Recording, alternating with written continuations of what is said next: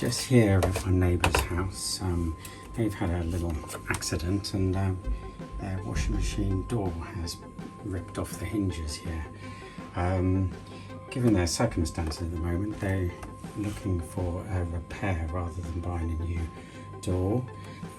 So I'm going to take it off to my workshop and we'll come up with a solution. Had a little quick think about how I'm going to do this repair. We've got the cracks in the plastic, I don't know if you can see, but they go all the way through this door here.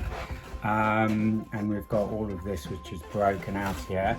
So my strategy is we can take this front panel off here with all these little screws around the edge here.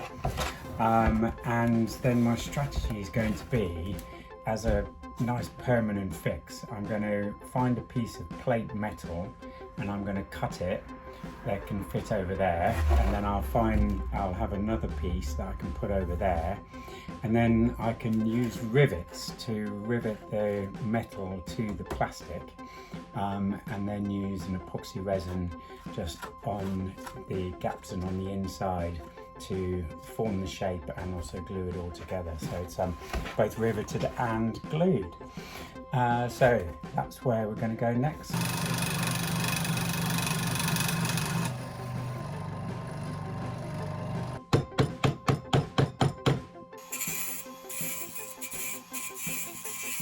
So I'm just using an angle grinder with a grinding blade to take off the sharp edges and to just shape it to the right size exactly now that I've cut it.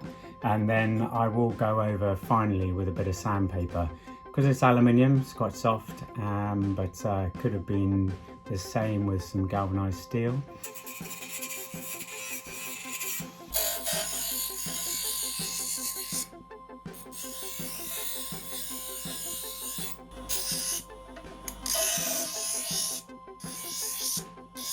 Some of you will notice that I'm working with sort of little temporary setups like this. We've just moved workshop and I haven't set everything up yet, so that's the reason.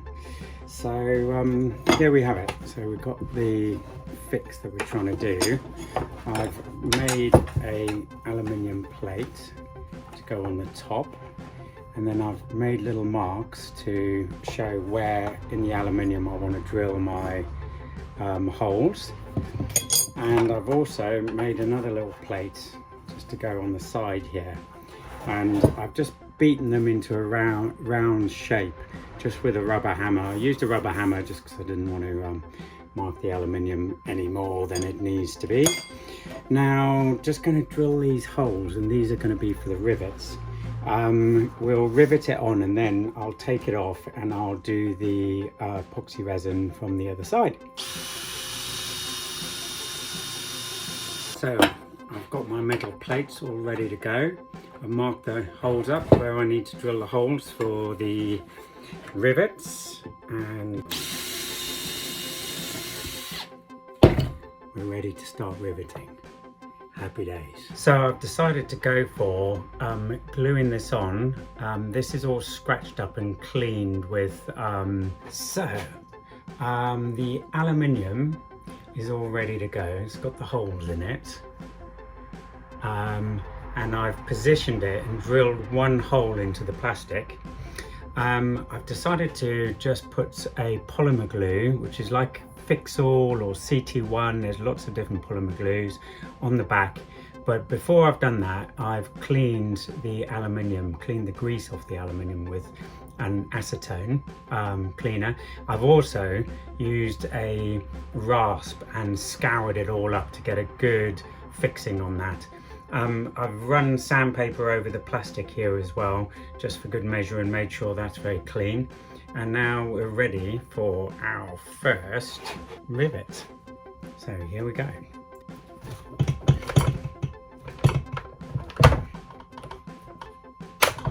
Right.